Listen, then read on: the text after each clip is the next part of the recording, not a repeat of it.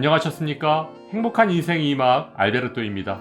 최근 노인 빈곤층의 기준을 주택의 소유 여부로 결정해야 한다는 주장이 나와 충격을 주고 있는데요. 과연 어떤 내용인지 오늘 아주 쉽게 설명해 드리겠습니다.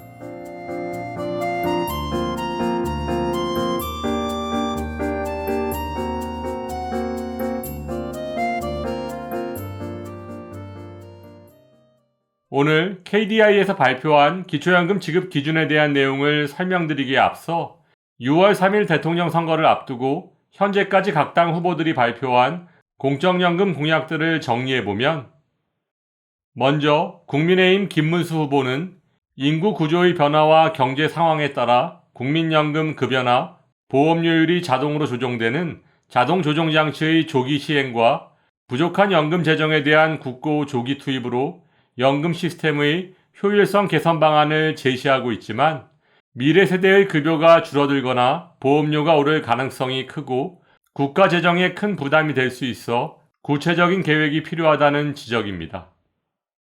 다음 이재명 후보는 기초연금 부부감액제도의 단계적 축소와 재직자 노령연금 감액제도의 폐지 등을 공약했지만, 이 역시 국가 재정의 부담과 해당 제도로 감액이 적용되려면 은퇴 이후 소득이 근로소득 공제 등을 포함해 월 400만 원을 넘게 버는 고소득자여야 한다며, 감액 액수도 크지 않기 때문에 사회적 책임으로 이해할 수 있는 수준이다라고 반박하는 이들도 있습니다.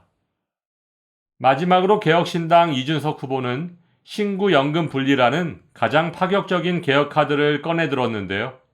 기존 국민연금 가입자를 구연금으로 두고 미래 세대는 신연금에 가입하되, 신연금은 자신이 낸 보험료와 투자 수익에 따라 받는 금액이 결정되는 확정 기여형으로 전환하자는 구상입니다. 쉽게 말해 구연금의 막대한 부채는 국고 지원으로 해결해서 미래 세대의 부담을 원천 차단하겠다는 의도인데요. 구연금의 부채를 어떻게 감당할 것인지에 대한 구체적인 계획이 부족하고, 신연금은 개인 투자 성과에 따라 노후 소득이 불안정해질 수 있는 문제점이 있습니다.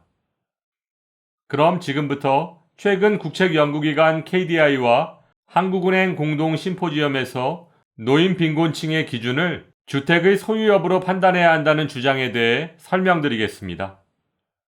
이날 공동 심포지엄에 참석한 이창용 한국은행 총재는 노인 문제는 시간이 다를 뿐 결국 우리 모두가 맞이하게 될 미래라며, 노인 빈곤층이 처해 있는 구조적 문제를 해결하기 위한 정책적 노력이 시급하다고 강조했고, 이에 KDI 원장은 OECD 최고 수준인 노인 빈곤율을 낮추기 위한 방안으로 기초연금의 제도 개편과 주택연금의 활성화를 제언했는데요.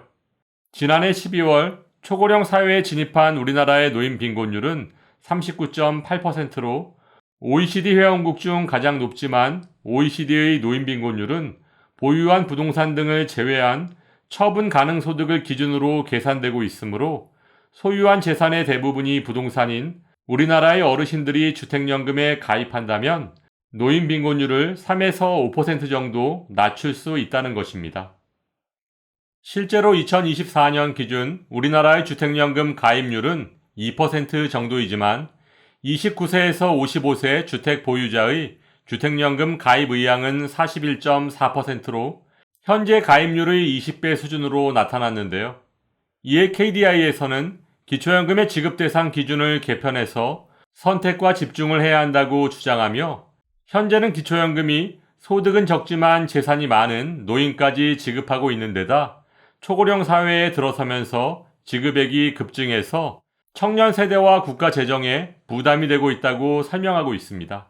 또한 가난한 청장년층이 자신보다 부유한 고령층을 위해 기초연금 재원을 마련해야 하는 상황에 봉착했다며, 기초연금 수급 대상을 사회 전체의 기준에서 상대적으로 빈곤한 고령층으로 한정할 필요가 있다는 것입니다.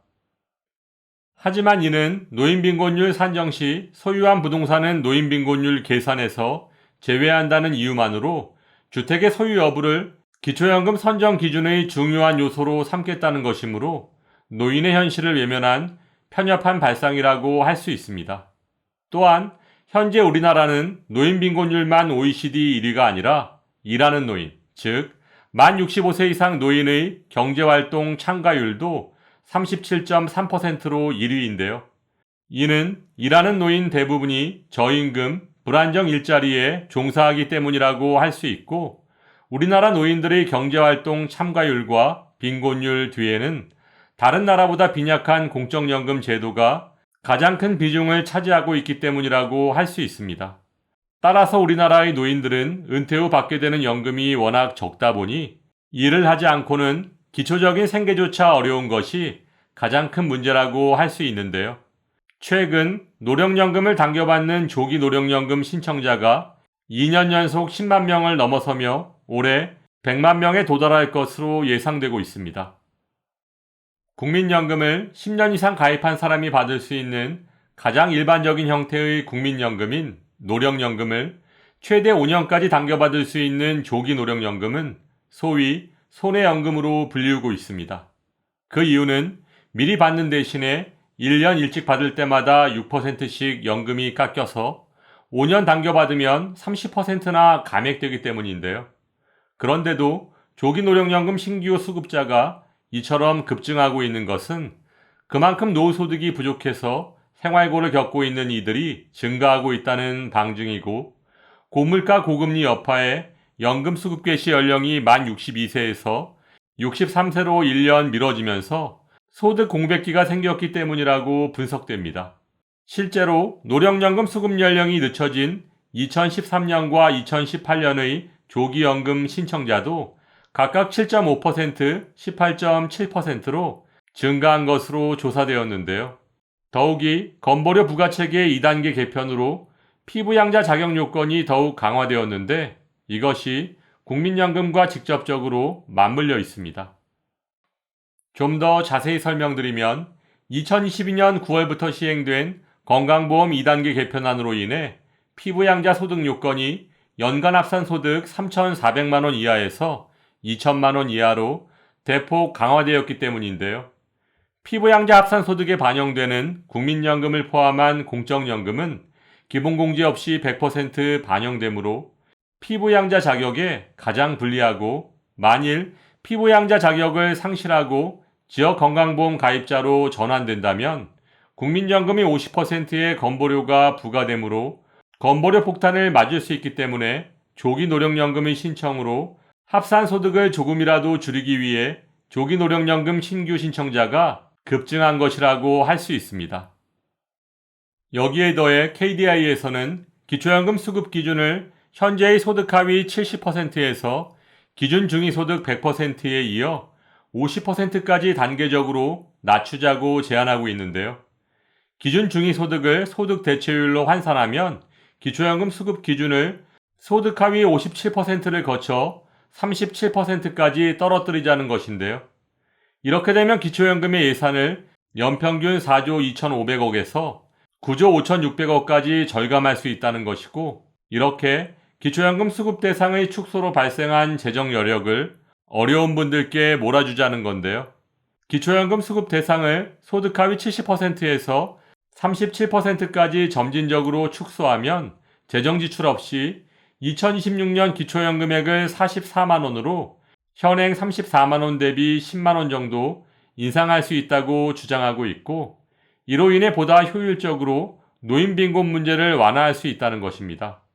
하지만 KDI의 주장대로 기초연금 수급 대상을 점진적으로 줄여나가기 위해서는 기초연금 없이도 생활이 가능한 노인의 비율을 확대해야 하는 전제가 해결되어야 할 것으로 판단됩니다. 지금까지 최근 KDI에서 발표한 기초연금 수급 방식 개편에 대한 내용을 설명드렸는데요. 연금 구조개혁의 최종 방향은 6월 3일 치러질 대통령 선거의 결과에 따라 결정될 것이므로 각 후보의 공약들을 철저히 확인 후 최종 결정하시길 바라며, 오늘도 알베르토가 어르신들의 행복한 인생 2막을 응원하겠습니다. 행복한 하루 되세요.